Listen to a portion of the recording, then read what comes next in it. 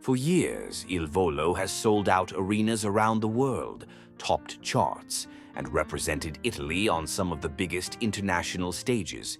Yet one question keeps surfacing among fans both inside and outside the country. Why does it often feel like Italian media treats Il Volo differently, sometimes harshly, sometimes dismissively, and at times with open skepticism?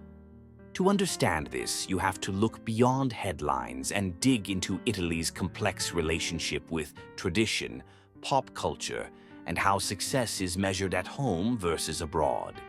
Il Volo, made up of Piero Barone, Ignazio Boschetto, and Gianluca Ginoble, emerged as teenagers with voices that seemed to come from another era, blending operatic technique with pop sensibility in a way that captivated global audiences almost immediately.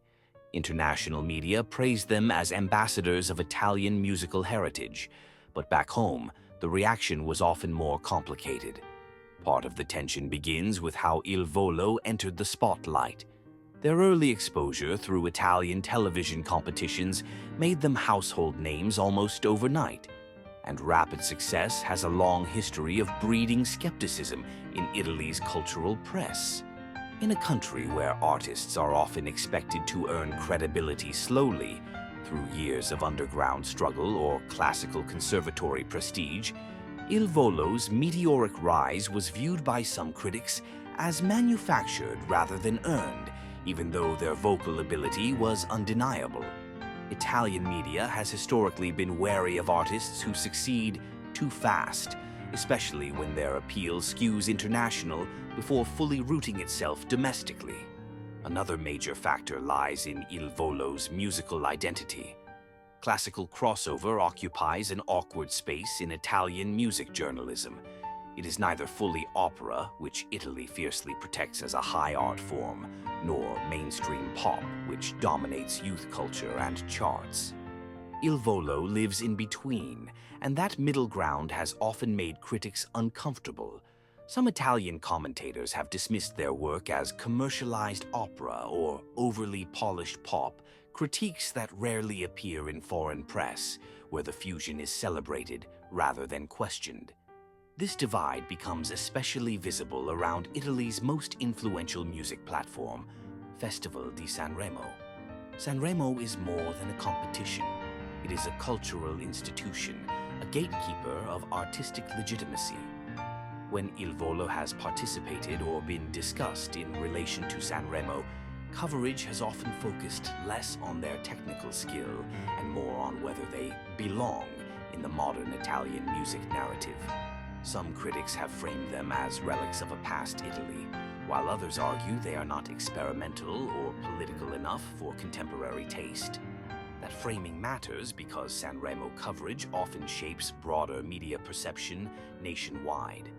There is also the issue of image.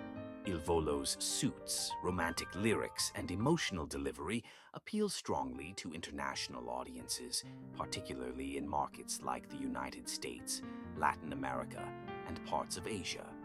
Italian media, however, has sometimes portrayed that image as outdated or overly calculated. In a media environment that prizes irony, reinvention, and edge, Il Volo's sincerity can paradoxically work against them. What fans see as authenticity, critics sometimes label as theatrical excess. Success abroad has also fueled resentment narratives. Italian press has a long-standing pattern of scrutinizing artists who gain more recognition outside the country than within it. Il Volo's collaborations, global tours, and frequent appearances on American television were celebrated internationally, yet domestically. Some outlets framed them as artists who left Italy behind, even though they consistently emphasized their roots and language. That perceived distance became an easy talking point for criticism, despite the group's repeated declarations of national pride. Media dynamics play a role as well. Italian entertainment journalism is deeply intertwined with opinion columns, televised debates, and personality-driven commentary.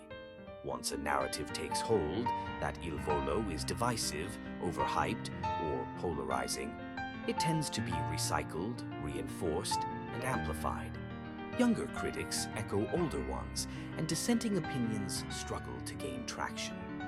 Meanwhile, fan reactions online are sometimes portrayed as defensive or excessive, further feeding the cycle.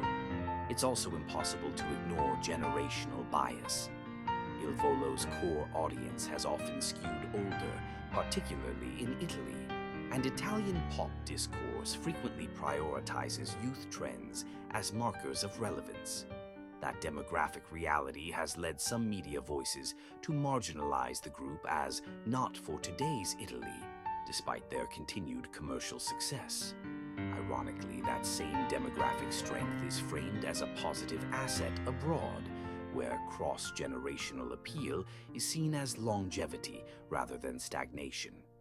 Social media has intensified everything. Clips, quotes, and moments are often stripped of context and reshaped into narratives that travel faster than nuance ever could. A lukewarm review becomes Italian press slams Il Volo. A critical panel discussion turns into Italy turns its back on its own stars. Over time, these fragments accumulate, reinforcing the idea that Il Volo is uniquely targeted, even when criticism is part of a broader cultural pattern affecting many successful artists. Yet, despite all of this, Il Volo continues to thrive. Sold-out tours, loyal fan bases, and consistent international demand suggest that media skepticism has not diminished their impact. In fact, some fans argue that resistance from Italian press has only strengthened the group's bond with audiences who feel similarly misunderstood or undervalued.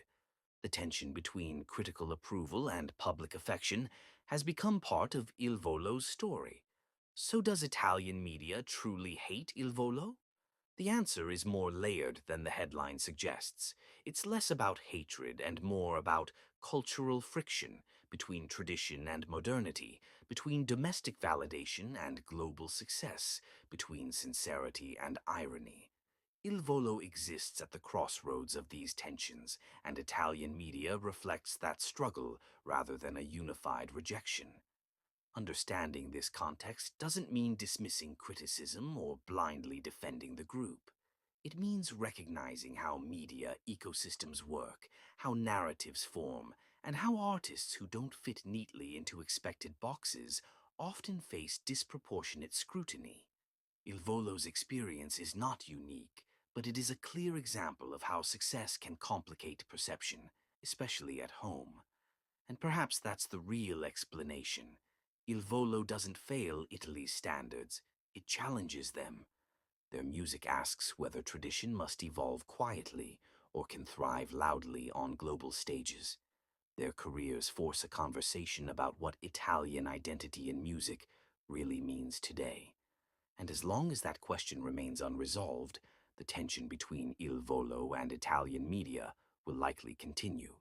If you appreciate deep dives that go beyond headlines and actually explain the stories behind the controversy, make sure you subscribe to the channel now, because there's much more you won't want to miss.